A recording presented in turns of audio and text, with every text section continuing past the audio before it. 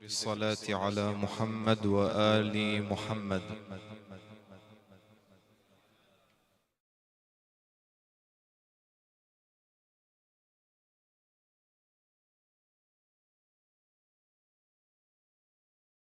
وآل محمد.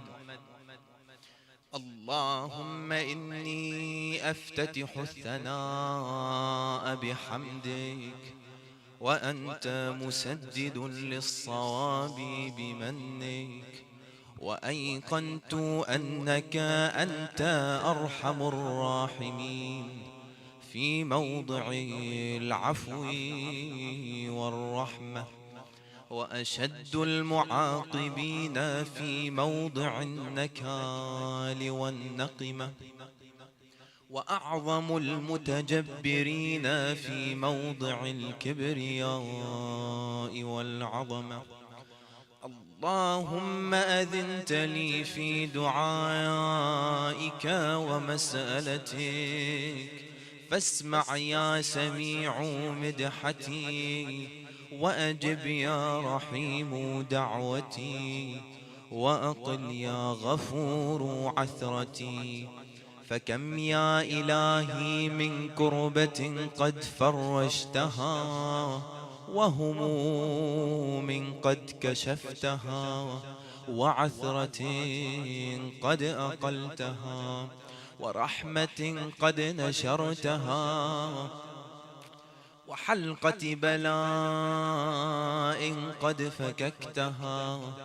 الحمد لله الذي لم يتخذ صاحبة ولا ولدا، ولم يكن له شريك في الملك، ولم يكن له ولي من الذل، وكبره تكبيرا.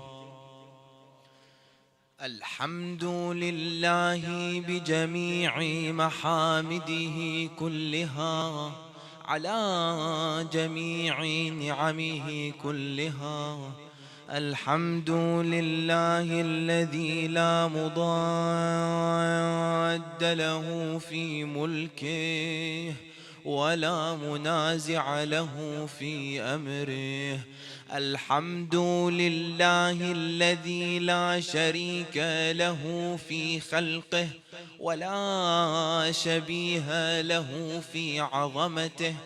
الحمد لله الفاشي في الخلق أمره وحمده، الظاهر بالكرم مجده، الباسط بالجود يده، الذي لا تنقص خزائنه، ولا تزيده كثرة العطاء إلا جودا وكرما.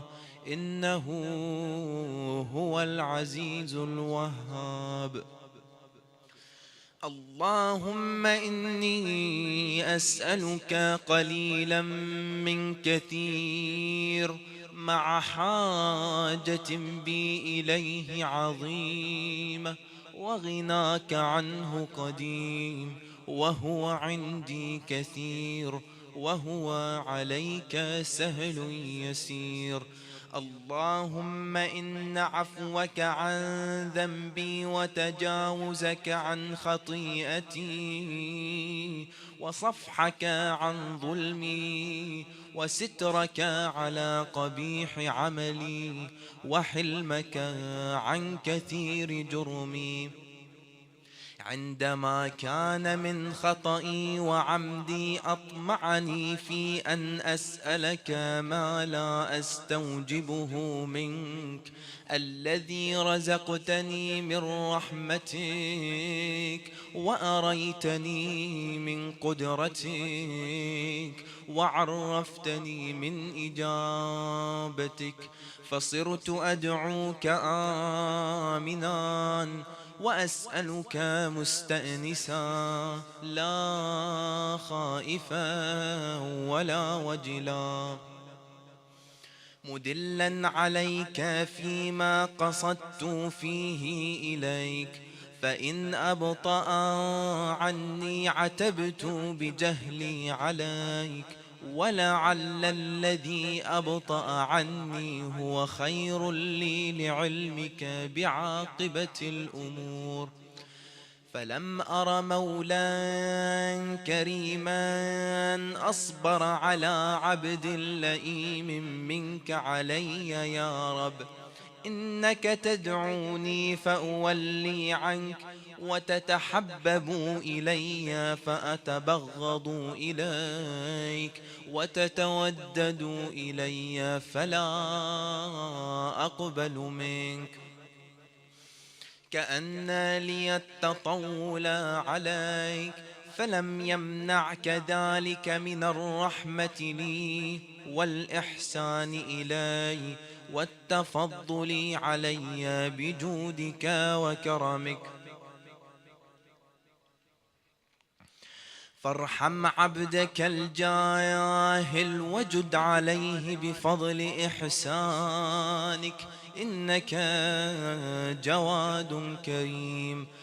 الحمد لله مالك الملك مجري الفلك مسخر الرياح فالك الإصباح ديان الدين رب العالمين.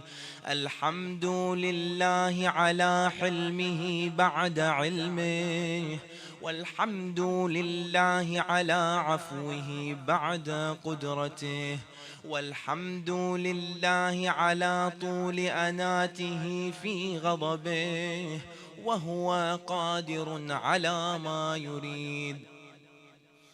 الحمد لله خالق الخلق باسط الرزق فالق الإصباح ذي الجلال والإكرام والفضل والإنعام، الذي بعد فلا يرى وقرب فشهد النجوى تبارك وتعالى. الحمد لله الذي ليس له منازع يعادله، ولا شبيه يشاكله، ولا ظهير يعاضده. قهر بعزته الأعزاء، وتواضع لعظمته العظماء، فبلغ بقدرته ما يشاء. الحمد لله الذي يجيبني حين أناديه، ويستر علي كل عورة وأنا أعصيه، ويعظم النعمة علي فلا أجازيه.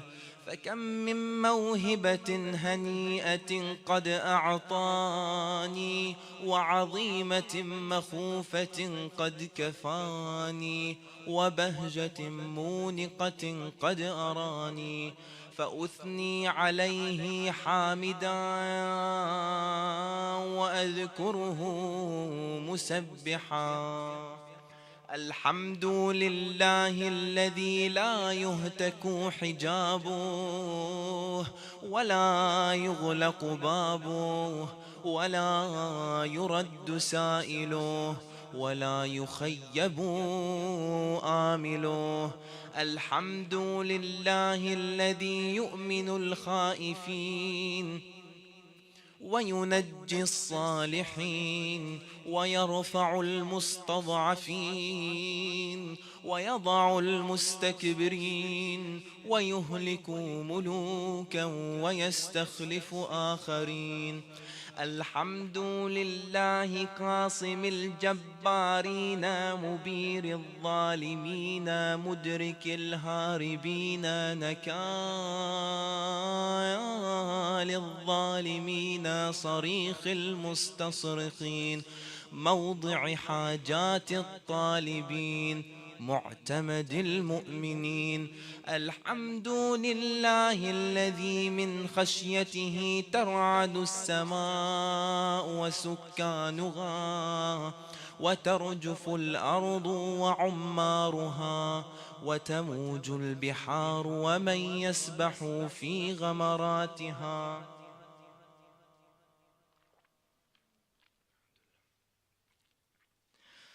الحمد لله الذي هدانا لهذا وما كنا لنهتدي لولا أن هدانا الله.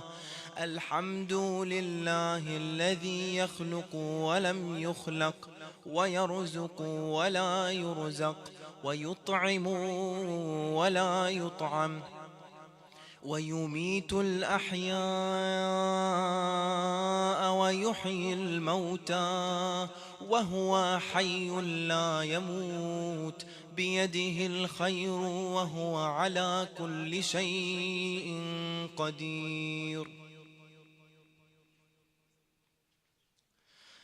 اللهم صل على محمد عبدك ورسولك وأمينك وصفيك وحبيبك وخيرتك من خلقك وحافظ سرك ومبلغ رسالاتك أفضل وأحسن وأجمل وأكمل وأزكى وأنمى وأطيب وأطهر وأسنى وأكثر ما صليت وباركت وترحمت وتحننت وسلمت على أحد من عبادك وأنبيائك ورسلك وصفوتك وأهل الكرامة عليك من خلقك. اللهم وصل على علي أمير المؤمنين ووصي رسول رب العالمين عبدك ووليك وأخي رسولك وحجتك على خلقك وآيتك الكبرى والنبأ العظيم. وصل على الصديقة الطاهرة فاطمة سيدة نساء العالمين.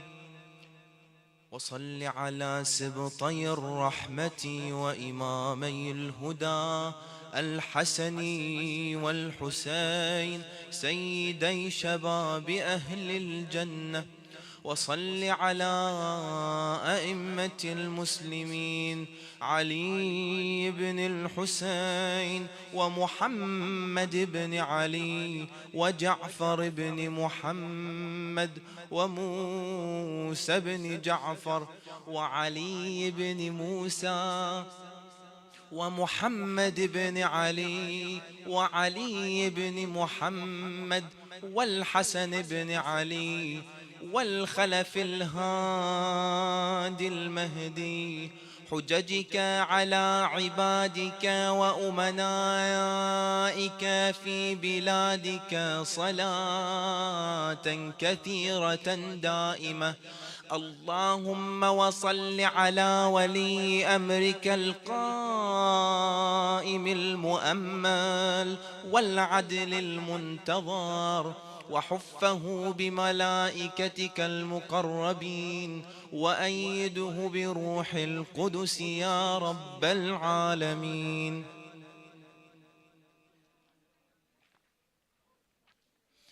اللهم واجعله الداعي إلى كتابك والقائم بدينك استخلفه في الأرض كما استخلفت الذين من قبله. مكن له دينه الذي ارتضيته له. أبدله من بعد خوفه أمنا يعبدك لا يشرك بك شيئا. اللهم أعزه وأعزز به وانصره وانتصر به وانصره نصرا عزيزا وافتح له فتحا يسيرا واجعل له من لدنك سلطانا نصيرا. اللهم أظهر به دينك وسنة نبيك حتى لا يستخفي بشيء من الحق مخافة أحد من الخلق. اللهم إن إنا نرغب إليك في دولة كريمة تعز بها الإسلام وأهله وتذل بها النفاق وأهله، وتجعلنا فيها من الدعاة إلى طاعتك والقادة إلى سبيلك، وترزقنا بها كرامة الدنيا والآخرة. اللهم ما عرفتنا من الحق فحملناه، وما قصرنا عنه فبلغناه. اللهم المم به شعثنا واشعب به صدعنا وارتق به فتقنا وكثر به قلتنا وأعزز به ذلتنا وأغني به عائلنا واقض به عن مغرمنا واجبر به فقرنا وسد به خلتنا ويسر به عسرنا وبيض به وجوهنا وفك به أسرنا وأنجح به طلبتنا وأنجز به مواعيدنا واستجب به دعوتنا وأعطنا به سؤلنا وبلغنا به من الدنيا والآخرة آمالنا وأعطنا به فوق رغبتنا يا خير المسؤولين وأوسع المعطين. اشف به صدورنا وأذهب به غيظ قلوبنا واهدنا به لما اختلف فيه من الحق بإذنك، إنك تهدي من تشاء إلى صراط مستقيم. وانصرنا به على عدوك وعدونا إله الحق آمين. اللهم إنا نشكو إليك فقد نبينا صلواتك عليه وآله وغيبة ولينا وكثرة عدونا وقلة عددنا وشدة الفتن بنا وتظاهر الزمان علينا، فصل على محمد وآله وأعنا على ذلك بفتح منك تعجله وبضر تكشفه ونصر تعزه وسلطان حق تظهره ورحمة منك تجللناها وعافية منك تلبسناها برحمتك يا أرحم الراحمين. اللهم برحمتك في الصالحين فأدخلنا وفي علين فارفعنا وبكأس من معين من عين سلسبيل فاسقنا ومن الحور العين برحمتك فزوجنا ومن الولدان المخلدين كأنهم لؤلؤ مكنون فأخدمنا ومن ثمار الجنة ولحوم الطير فأطعمنا ومن ثياب السندس والحرير والاستبرق فألبسنا وليلة القدر وحج بيتك الحرام وقتلا في سبيلك فوفق لنا وصالح الدعاء والمسألة فاستجب لنا. وإذا جمعت الأولين والآخرين يوم القيامة فارحمنا براءة من النار فاكتب لنا، وفي جهنم فلا تغلنا، وفي عذابك وهوانك فلا تبتلنا، ومن الزقوم والضريع فلا تطعمنا، ومع الشياطين فلا تجعلنا، وفي النار على وجوهنا فلا تكببنا، ومن ثياب النار وسرابيل القطران فلا تلبسنا، ومن كل سوء يا لا إله إلا أنت، بحق لا إله إلا أنت فنجنا.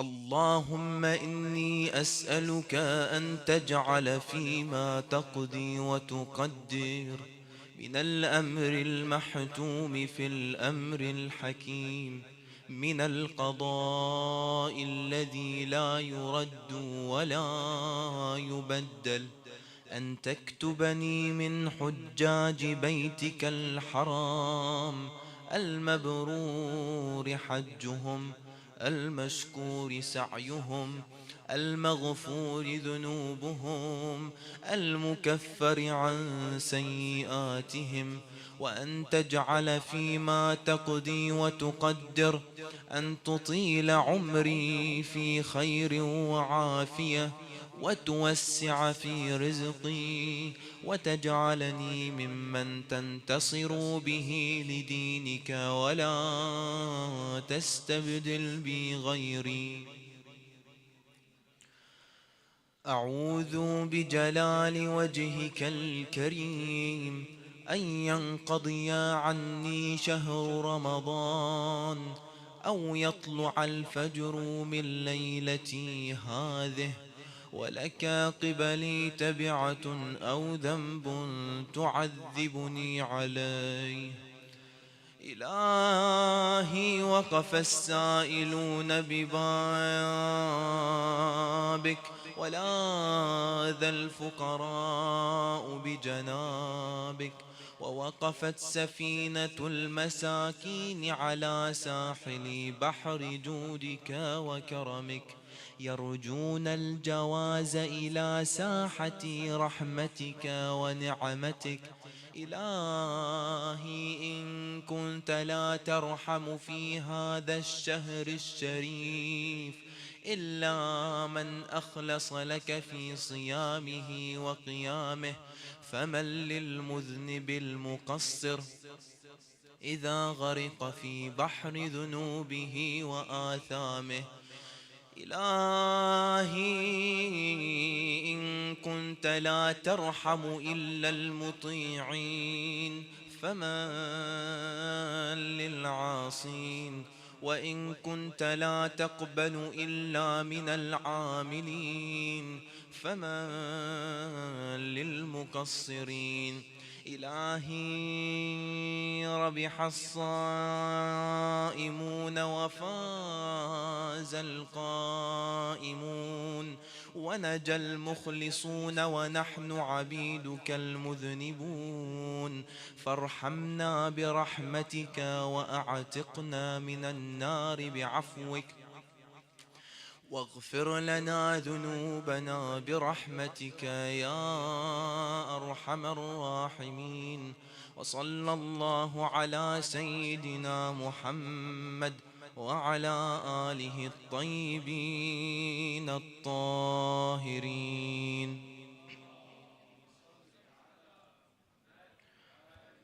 دعاء الحجة نرجو المشاركة. اللهم كن لوليك الحجة ابن الحسن صلواتك عليه وعلى آبائه في هذه الساعة وفي كل ساعة وليا وقائدا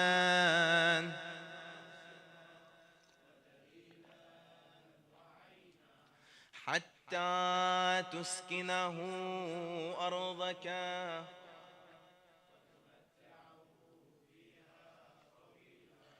برحمتك يا أرحم الراحمين، إلى أرواح أمواتنا ومن مات على الإيمان والولاء، لا سيما شهدائنا ومراجعنا العظام. نرجو سورة الفاتحة تسبقها الصلاة على محمد وآل محمد.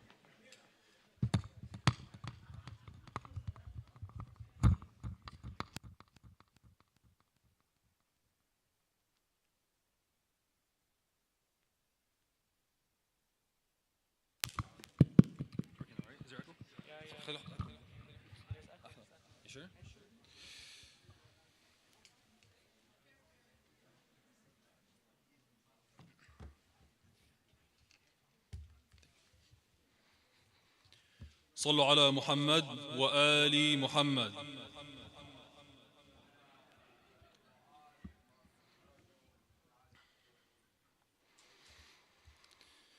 أعوذ بالله من الشيطان الرجيم.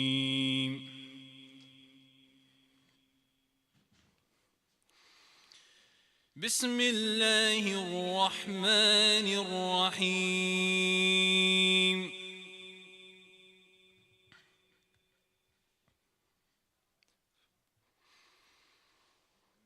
يسبح لله ما في السماوات وما في الأرض، الملك القدوس العزيز الحكيم.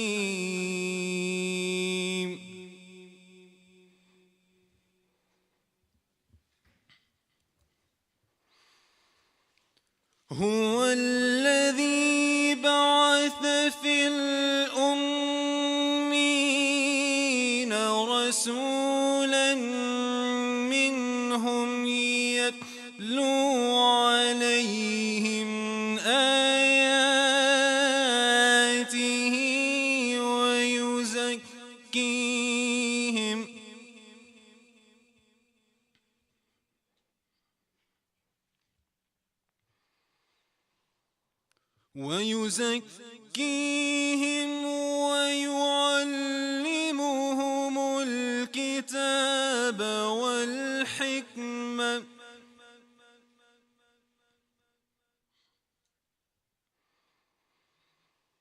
ويعلمهم الكتاب والحكمة وإن كانوا من قبل لمن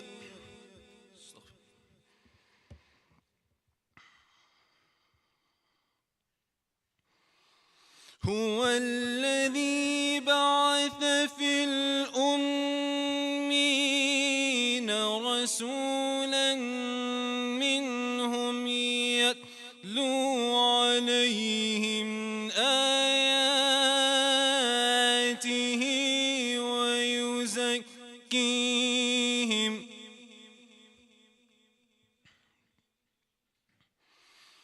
ويزكيهم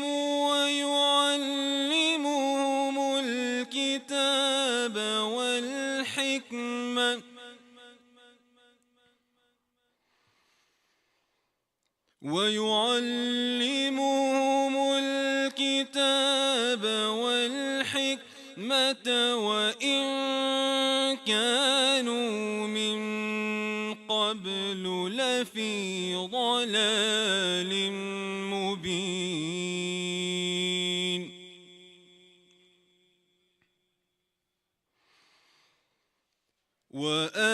وآخرين منهم لما يلحقوا بهم وهو العزيز الحكيم.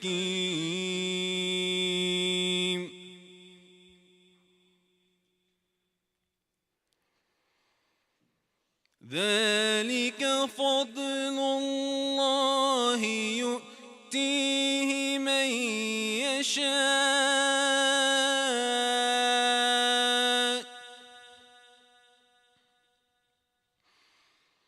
والله ذو الفضل العظيم.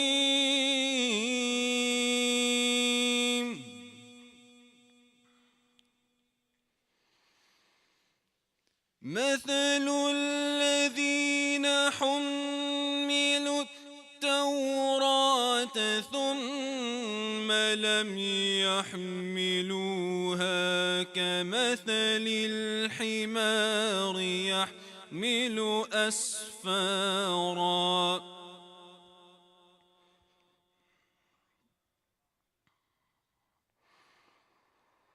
بئس مثل القوم الذين كذبوا بآيات الله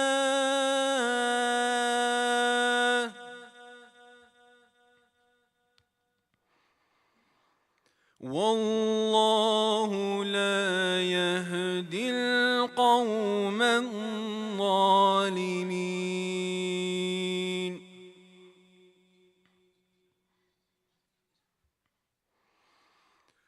قل يا أيها الذين هادوا إن زعمتم أنكم أولياء لله من دون الناس فتمنوا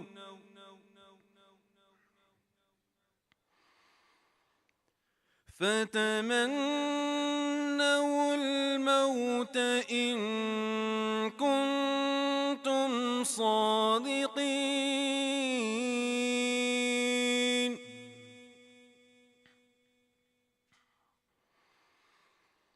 ولا يتمنونه أبدا بما قدمت أيديهم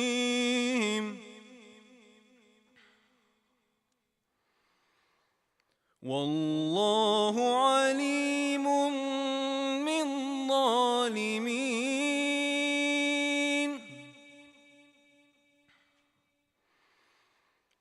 قل إن الموت الذي تفرون منه فإنه ملاقيكم ثم تردون إلى عالم الغيب والشهادة فينبئكم بما كنتم تعملون.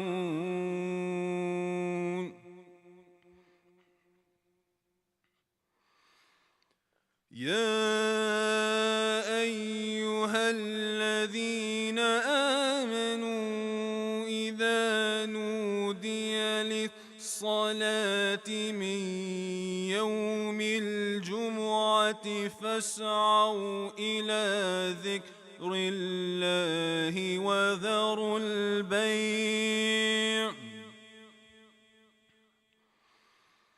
ذلكم خير لكم إن كنتم تعلمون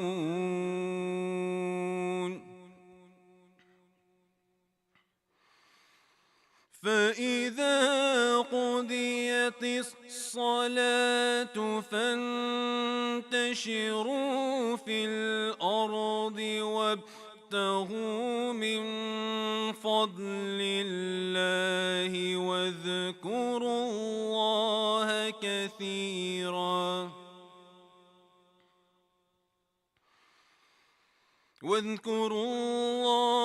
كثيرا لعلكم تفلحون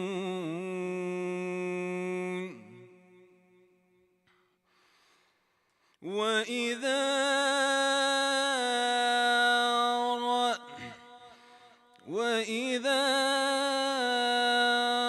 رؤي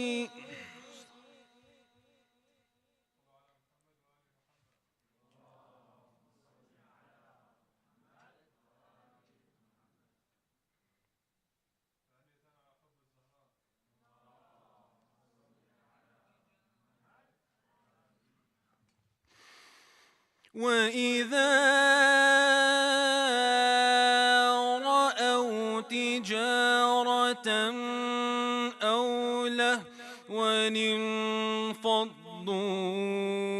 إليها وتركوك قائما قل ما عند الله خير من اللهو ومن التجارة والله خير الرازقين صدق الله العلي العظيم وصلى الله على سيدنا ونبينا محمد وعلى آله الطيبين الطاهرين.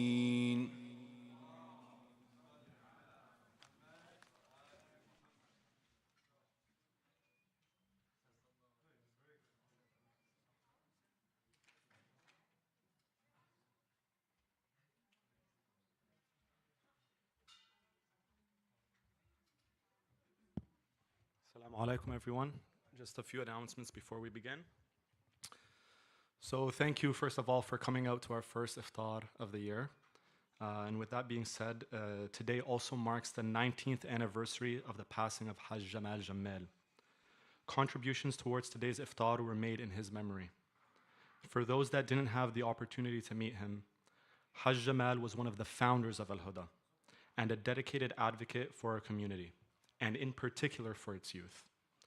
He lived in service of our community and fundamentally believed that the youth are the key to our future and success as a community. If I'm able to go off script for a moment, I remember Hajj Jamal always being present at Kashif, Al-Madrasa Arabi, always ready to support us and always with his signature warm smile. I know if he were here with us today, he would be in awe of how many of us gather together, not just during Ramadan, but all throughout the year. He would be proud that so many of us have found our second home at Al-Huda. So please remember him in your dua during this holy month of Ramadan. And in his honor, we ask that you recite Surah Al-Fatiha after a salawat ala Muhammad wa ali Muhammad.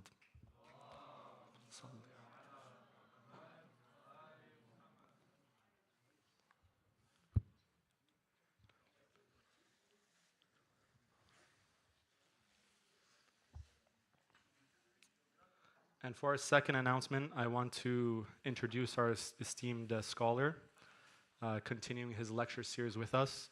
Sheikh Mahdi Kassamali has resided in the holy city of Qom with his family for the past 10 years. And in Qom, he first completed a bachelor's degree in traditional Arabic medium Hausa with a focus on fiqh and usul. And then later moved to a larger Farsi medium Hausa where he just completed a master's degree in history. So in addition to his studies, he has been focusing on memorizing the Holy Quran and teaching and editing translations of Islamic books. So again, can you please help me welcome Sheikh Mahdi Kassamali with a loud salawat ala Muhammad wa ali Muhammad.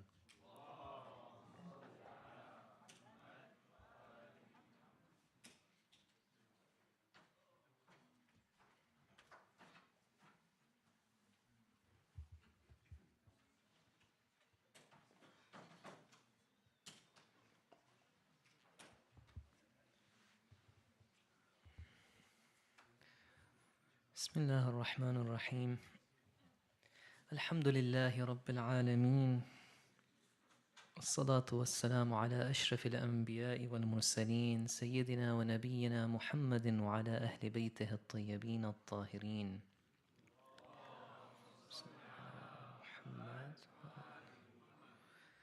Okay, dear brothers and sisters, Assalamu alaikum.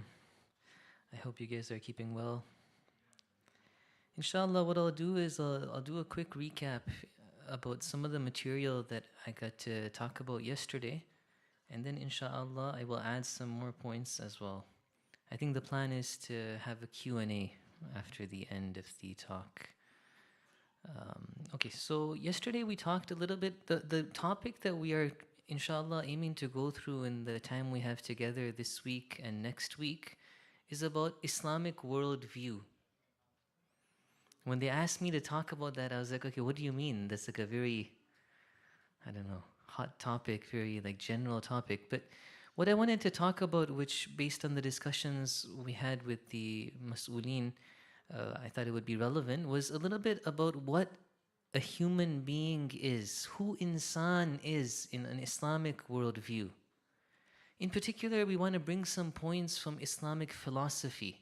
So not just the Holy Quran and the traditions of the Ahlul Bayt alayhimus salam, but use our intellect to try to somehow think about who a human being is. What is the potential? What is the perfection? What is the capacity of a human being?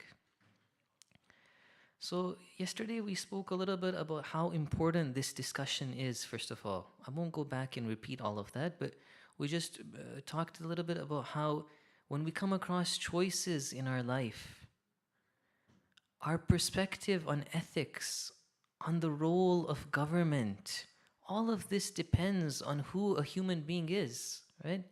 If we do not believe that there is an immaterial soul that is to be perfected by obedience to Allah Ta'ala, then why would we go through difficulty to obey to put limitations on ourselves? Why would we not just want to enjoy in this dunya in any way possible?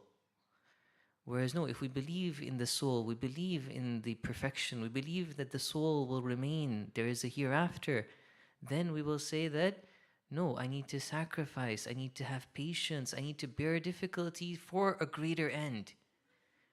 Okay? I gave examples of, for example, the martyrs right now in Lebanon and Gaza. If you analyze things in a very materialistic, worldly perspective, it might not make sense what they are doing. But if you look at it from this angle, after having recognized that a human being is much more than the physical body, then it makes a lot of sense. So we talked about that. I won't go through that again. But I will reiterate, inshallah, it's beneficial, and I will add some new points in the process. I will reiterate what I discussed about proving the immaterial nature of the soul of the human being. So just to quickly recap and, like I said, add some more points, I talked about how a human being has two dimensions to himself or herself. There is the physical, worldly body that we normally identify ourselves as that body. We think that definitely people who are, people who are non-religious, but even sometimes by default, we just think like that I am my body. But beyond that, in an Islamic worldview, in an Islamic paradigm, we have a soul, a nafs, something immaterial. You see, there are two kinds of possible existences. There's no third option. Either an existence is going to be material, and we defined what that is. madda, maddi in Arabic. Something three-dimensional, something that can be divided. Or the being is, either existence is material or immaterial. So all the things around us that we can sense with our five senses are all material, right? But we can also prove that there are beings in this world that are immaterial beings. And what we are saying is that the human being has a soul that is an immaterial existence, immaterial being. This is different from an angel, however, or from other kinds of immaterial beings, in that the human soul has a deep and profound connection to the body.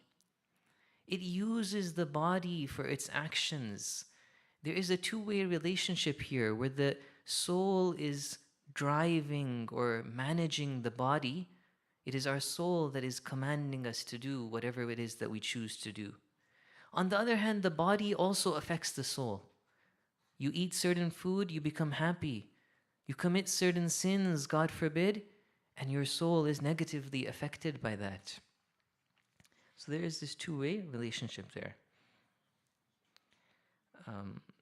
Just quickly, there was a question that one of the sisters had asked yesterday. I thought I would touch on that a little bit more before I come back to the proofs that we mentioned as to why, like proving the fact that we have to have a soul. One of the sisters was asking that we have a verse of the Holy Quran that talks about death in Surah Al-Waqi'ah. وَلَوْلَا إِذَا بَلَغَتِ الْحُلُقُومِ, that the soul is being pulled out by like the angel of death when you're dying. Your soul is being pulled out of your body and it reaches a point where it's at your throat. Like it's like your legs have gone limp, your arms have gone limp, everything is dying, and the soul is being pulled out of the body. How does that work? If the soul is something immaterial that I'm claiming, that it has nothing to do with the material world, this seems to be something very material in this ayah, very maddi. So the answer that Islamic philosophers would give is that there is this deep and profound connection between the body and the soul. In the words of Mullah Sadra, one of the eminent philosophers, maybe if there's time I might speak a little bit about him as well. He says that like the body is a manifestation, a low manifestation of that soul. That nafs has many different levels. There are higher levels of it that are immaterial. But it also, part of that nafs, part of who we are is our body. And so there is this deep kind of ta'alluq. There is this association and link between the body and the soul. And so that's basically somehow there is this connection between the material and immaterial in the human being. These are two dimensions that we have. And at the time of death, that connection is being broken. And so like the way the Holy Quran, and even we have in ahadith, in Nahj al-Balagha, we have very vivid, very scary kind of descriptions of how death happens and how somebody is dying and what is happening and what they're seeing when they're dying and everybody is around them. And anyways, the idea is that the ta'alluq between the soul and the body is being somehow broken and it's being ripped apart, it's being taken away, and piece by piece, like starting with the bottom of the body, it goes upwards until وَلَوْلَا إِلَى بَلَغَتِ الْحُلُقُومِ. But that doesn't negate the fact that the soul is an immaterial existence. And so very quickly, the three proofs that I mentioned yesterday in that regard to kind of prove that the soul is immaterial were that, first of all, if we think of our identity, who we are, the concept of me, this is not a concept that can be divided like a material being. It doesn't have a right side and a left side, and I can't imagine the concept of me being divided into multiple parts. Whereas the fundamental definition of something that is material is exactly that it has parts, it can be divided. The different parts are separate from one another. Whereas that's not the case with this concept of who we are. Similarly, our identity, if we look at this from another angle, as we are growing, as we are changing, as our body cells are being lost, scientists will tell us that after a certain number of years, let's say 7 years, all of your body cells have changed. But nonetheless, we say that I am the same person I was 10 years ago, 20 years ago. Whatever I did back then, I can be held accountable for it today. It is the same identity that it connects me as I am growing or my body is changing. So the question is that what is it that is that identity? Who is it? Muhammad Mahdi Kassamali. What is that? Is it just this body? That body has changed. There has to be some unifying factor. And that is our immaterial soul that is, in a sense, stable and staying, not necessarily staying exactly the same. Like I said, we can develop our soul, we can grow our soul. By doing ibadah, we become a better person. But it is still that same immaterial soul that is linking our kind of identity over the years. When I mentioned this, I said something in passing, which was actually in response to a potential question that might come up here.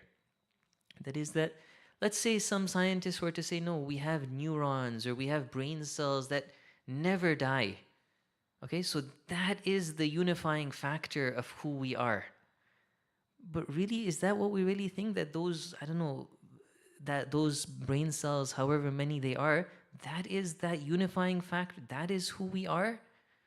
No, I think if we think about it, we ponder upon it, we look into ourselves, we will realize that we are something else beyond that. And that is this immaterial soul that we are. The last of the proofs that I mentioned was this idea of knowledge. If we think about knowledge also, it should become very clear that knowledge is something immaterial. Just think about how material beings, material existences can only, like you can only cram in so much. So many people are here right now, right? How many people could you fit in this room? Another 100? Another 200? Eventually, you wouldn't be able to fit more people. Material beings are like that they take up space. Whereas knowledge, subhanAllah, the more we learn, there is space for more. We can, in fact, as we learn more, we can, in fact, increase our capacity to learn even more. Many other things can be said about knowledge, but if we think about it, for example, this point that I said, or some of the points I mentioned yesterday about how when you imagine something and you divide it into different parts, it's not really that you've divided that knowledge. It's more like you've come up with with your imagination, you've imagined something new. Anyways, these will all kind of, if we think about it, we will realize that this kind of knowledge that we have, which is a reality, it is its own existence, but it is clearly not a material existence. So if knowledge is not material, then the knower, if the ilm is mujarrad, then the alim has to also be mujarrad. Again, we kind of commented on this yesterday, that when you put something in a certain area, either they are both material, so then you can put that thing into a material thing, into a material place, or they both have to be immaterial. It doesn't make sense that our knowledge that we have is immaterial, but we are a purely material, physical being. Okay, so those were 3 proofs that we had mentioned. Again, Islamic philosophers would even go beyond this maybe and say other things, but I think that suffices to kind of illustrate this fact that what were we saying? We are trying to prove this reality that in the Islamic worldview, we don't look at a human being as simply a physical, material, worldly creature. We look at him or her as this soul, this immaterial being that has a lot of potential that inshallah we'll talk a little bit more about today. So that was a quick recap of what we had talked about. If you guys have any questions or comments, I don't mind stopping for a moment to answer, although there is going to be a Q&A at the end. Otherwise, inshallah, I'll move on. Sallu ala Muhammadin wa ali Muhammad.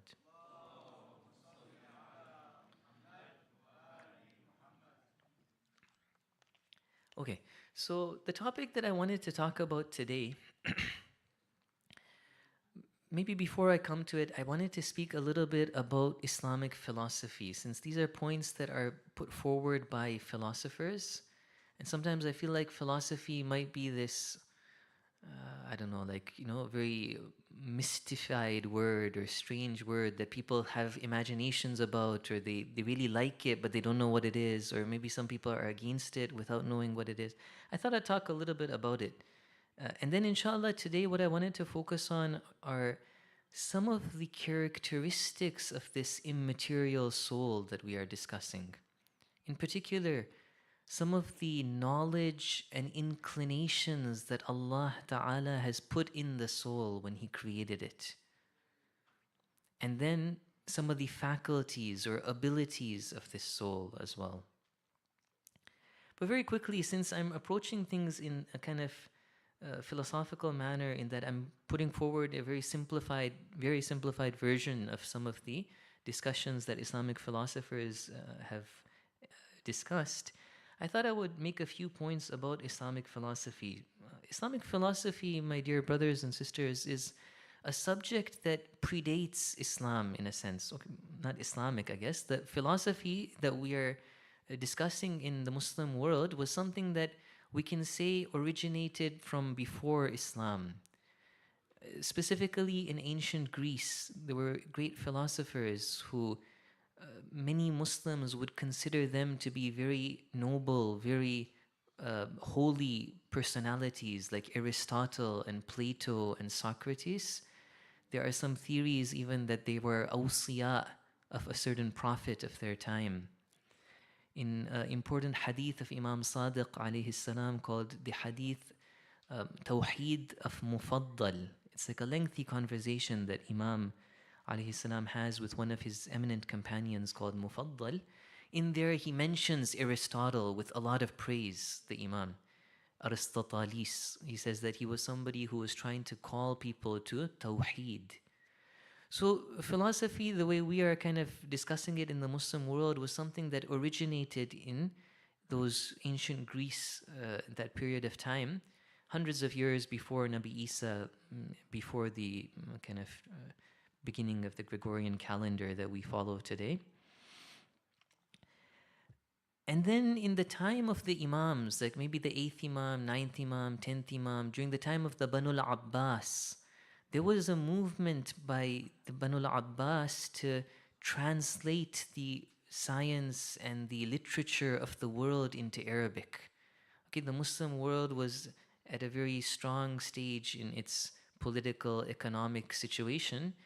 And after Harun Rashid, Lanatullah alayh, the Muslims were comfortable, they had a huge empire, a lot of money. One of the things they then embarked upon was to, they were especially interested in subjects like medicine and astronomy and these kind of things. So they had a very, very structured and organized and careful process of translating all of these ancient works of, I don't know, Greek and Latin or Syrianic or whatever languages it was, into Arabic.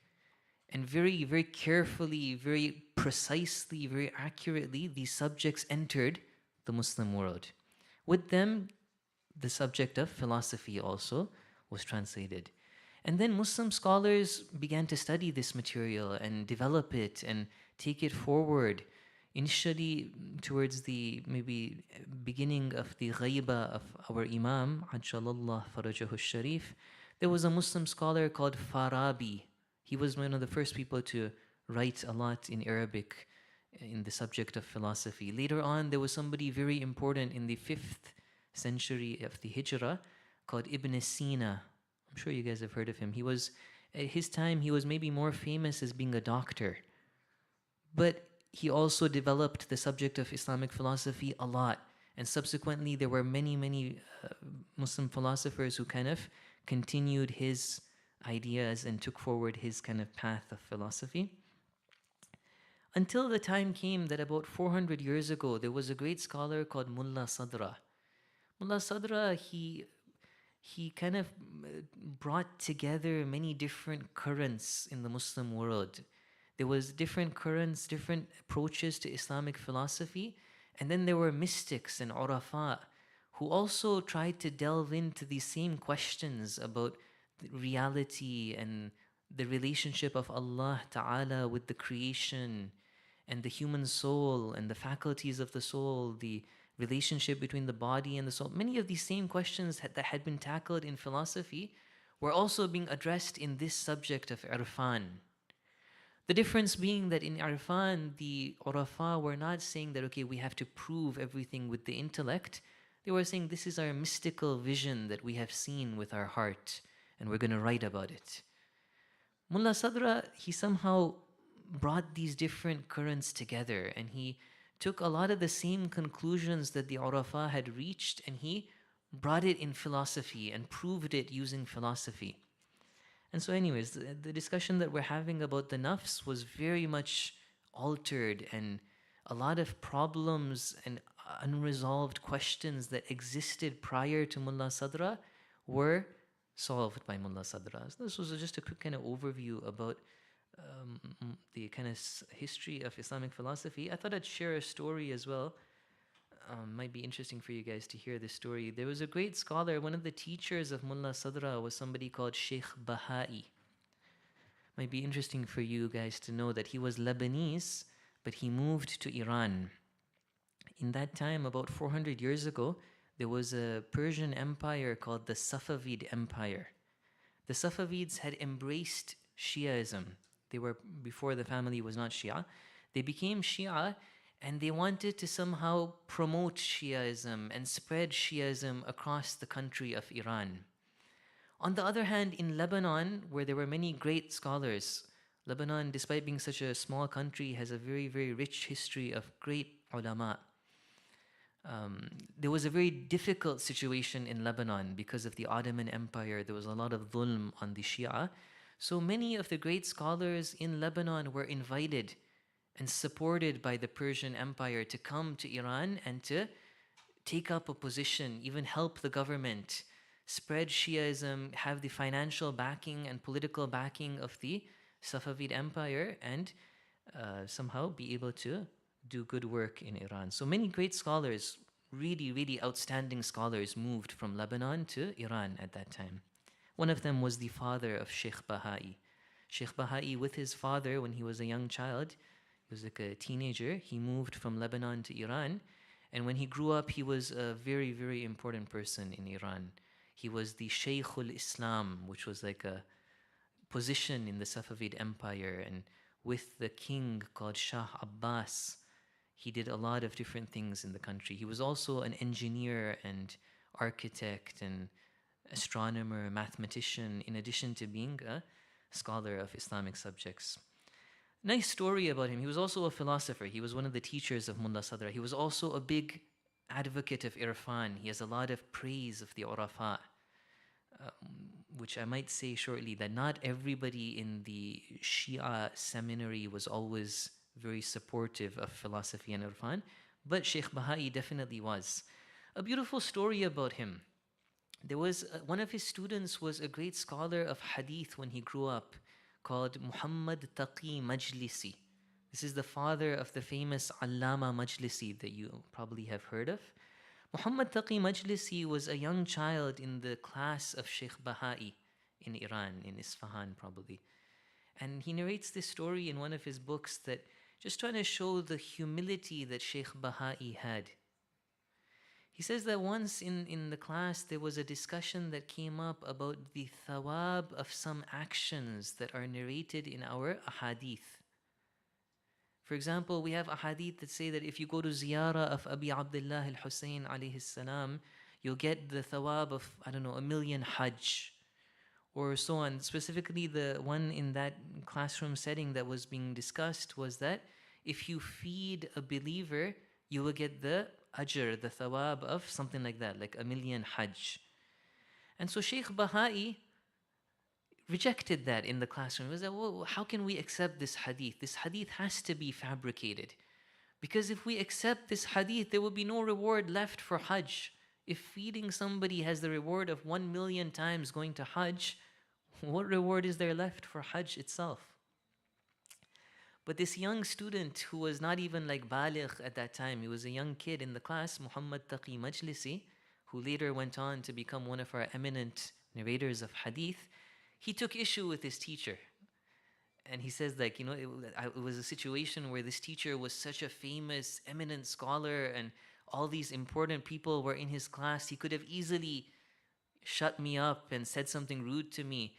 But he took issue with his teacher and he said, no, you can't reject these ahadith so easily. We have so many ahadith that talk like this, where they allocate a huge amount of reward to one action. So we can't just throw all these ahadith out and say that they are all fabricated. And he said that we can easily explain it by saying that it goes back to the ikhlas, or the level of that individual who is performing that action. He said, don't we say that the strike of Amirul Mu'mineen in Khandaq when he killed Amr bin Abd Wud is better than all of the ibadah of the insan and the jinn together? So if that's the case, then even like if we come down from Amirul Mu'mineen alayhi salam, when somebody who is at a high level of taqwa and taqarrub, close to Allah, when they do something, the reward is much, much higher for that simple action than what other people would get. And so like that, he gave a response to Sheikh Bahai, and Sheikh Bahai very humbly accepted that response. And Muhammad Taqi Majlisi, in his book, Rawdatul Muttaqeen, he says that this was his tawadu, this was his humility, that he could have easily said something to respond to me, but he humbly accepted my criticism, and thereafter he never said something like that again. He actually accepted what I had said. My point though in kind of narrating this story is that, these are all great scholars of ours that have done a huge service to the madhab of tashayyu'. At times we have people who focused more on tradition, on hadith, on fiqh. At times we have people scholars who focused more on the intellectual sciences of philosophy and irfan and these kind of things. All of them, as long as they were sincerely trying to serve the cause of Islam, they were all great pious scholars, and we should not worry so much about the fact that at times there may have been an antagonism between some of them. That has its own explanation why it may have happened. At times it was not warranted, at times maybe it was even warranted, but it's not a big deal. Okay, let's go on. So what I wanted to talk about in the remaining kind of 10-15 minutes before we end today is a little bit about the characteristics of this immaterial soul that a human being has, that we have now proven. This will all help us in kind of appreciating this Islamic worldview, that if we look at the world that in this lens, that we have this soul that has these abilities and this capacity, then that should affect our decision making in life. Let me make a few points and then I'll give you some examples, inshallah. The first point that I wanted to make with regards to the characteristics of the nafs, the immaterial soul, is that Allah has created this soul with a fitrah. فطرة الله التي فطر الناس عليها, we have in the Holy Quran. There is a certain fitrah, meaning a kind of special way of creating. Allah has wired us. Okay, He's put certain things in us. Specifically, I wanted to mention two things. One of them is a knowledge of Him, that all human beings have a certain knowledge of Him. If they go deep down into their soul and they look into their soul, they will realize that they believe in Allah. Of course, many people reject religion. Why? Because they have somehow veiled that fitrah of theirs. They have committed sins or become so attached to the material world that they don't see that fitrah, that pure reality of their soul. We can even explain this. I wanted to bring a hadith here, but before I come to the hadith, we can even explain this in a philosophical manner by saying the following, that all of existence has its origin in Allah Ta'ala, the wajibul wujud, the source, the unlimited source of all perfection and all existence. So even us, we are not independent of Allah. Whatever we have is from Allah. And so in that, I know myself. I know some perfection that is Allah's perfection. And so in that sense, it makes a lot of sense to say that all of us are created with this knowledge of Allah. There's a hadith that somebody came to the sixth Imam alayhi salam and said, Yabna Rasulillah, dullani ala Allah, ma huwa. And he goes on that, oh Imam Sadiq, like, show me who is Allah, prove to me Allah. Because people have been casting doubt on the existence of Allah so much that it has confused me. So the Imam tells him that, did you ever ride a boat? هل ركبت سفينة قط? Did you ever ride a boat in the sea? And he says, yeah. He said, did it ever come to happen that that boat was breaking, water was like coming into the ship and you were sinking and there was nobody to rescue you? He was like, yeah, in fact, that did happen to me once.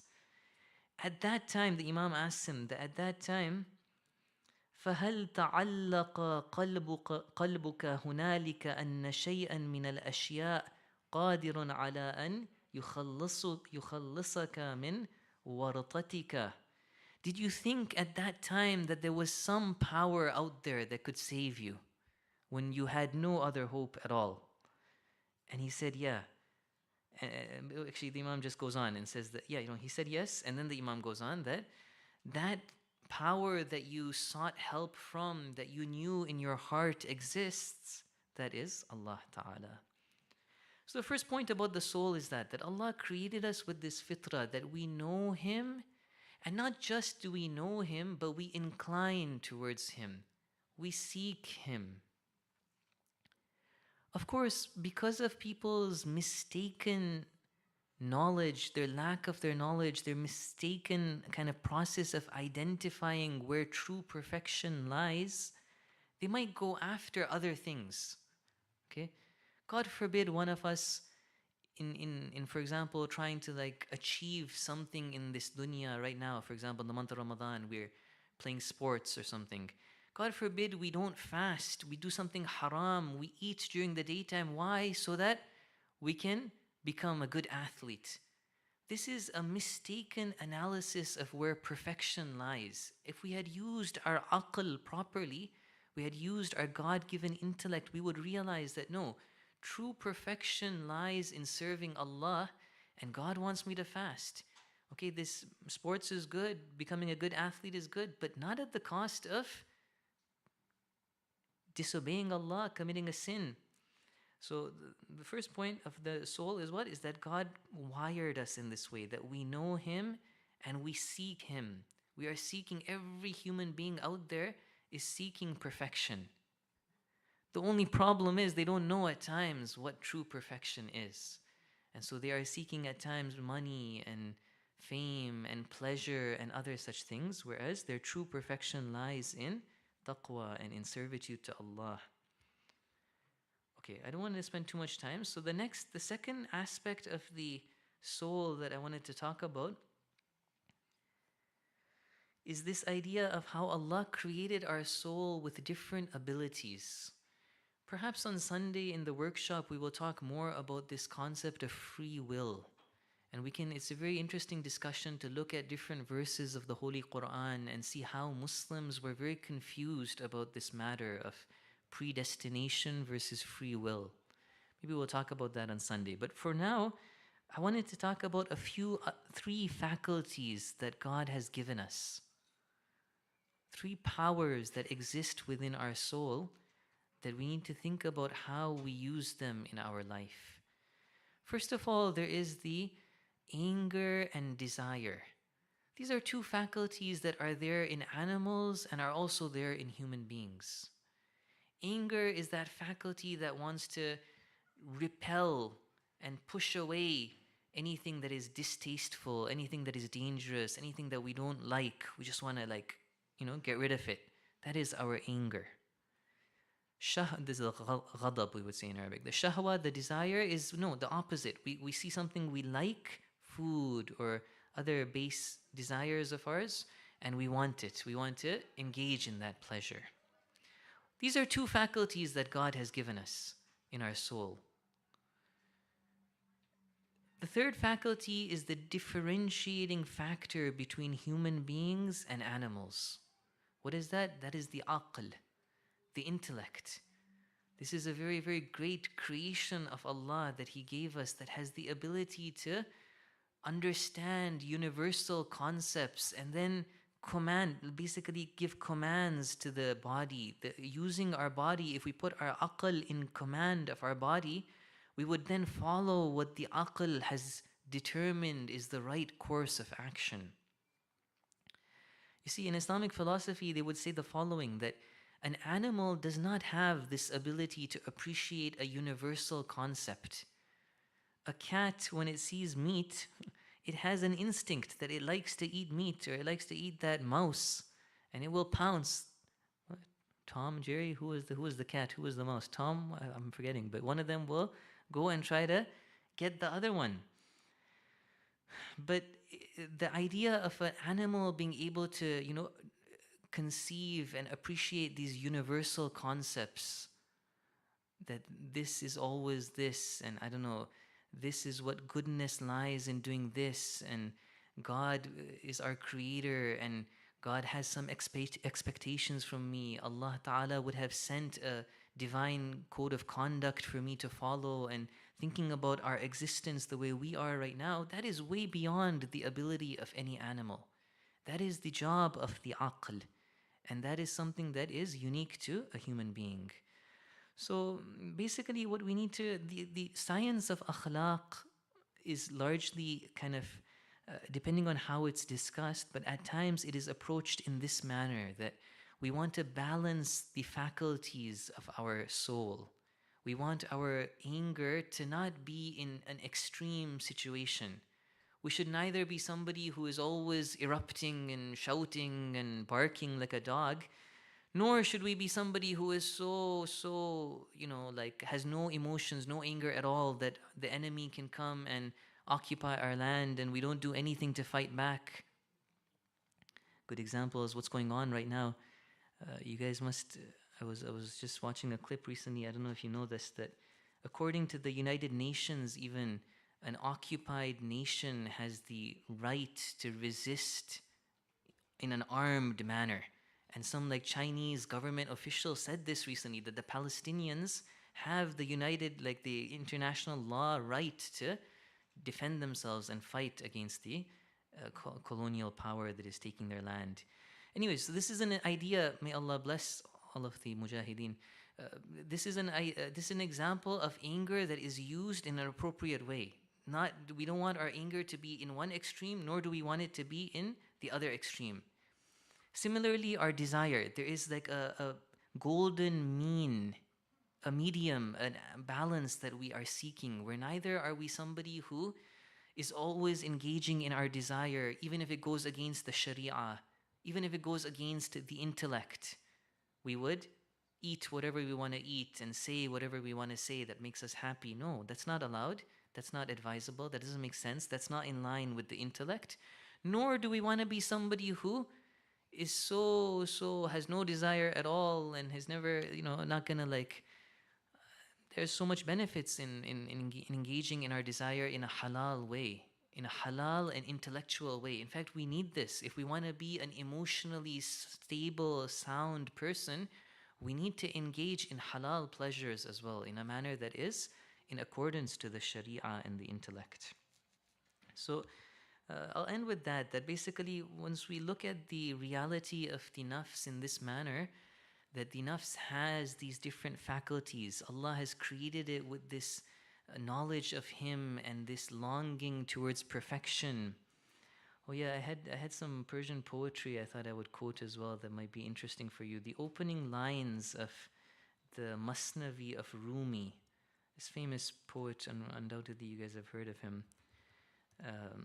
May Allah bless these poets. They were very amazing, pious awliya of Allah who also had a very kind of delicate soul and were able to take these very lofty concepts and articulate them in very beautiful poetry.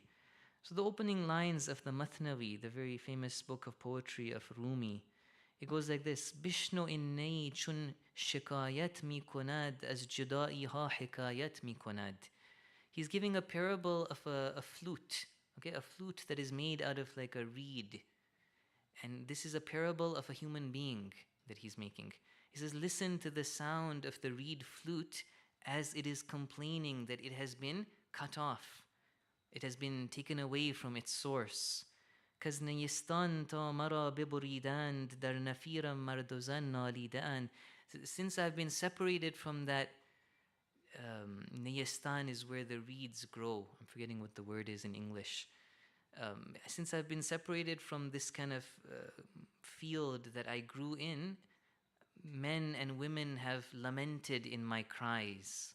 He's kind of giving this, beautifully illustrating this idea that all of us come, inna lillah wa inna ilayhi raji'un. We all come from Allah, meaning our perfection is all from Allah. We have somehow it needs explanation. We have somehow descended from those higher realms and come down to this world to again achieve perfection by obeying Allah, by obeying Him, following the Sharia, undergoing difficulty, so that again we can ascend and go back to those higher levels. Inshallah, that is enough for today. We will inshallah continue these discussions on Sunday and next week. Sallallahu ala Muhammadin wa alihi at-tayyibin at-tahirin.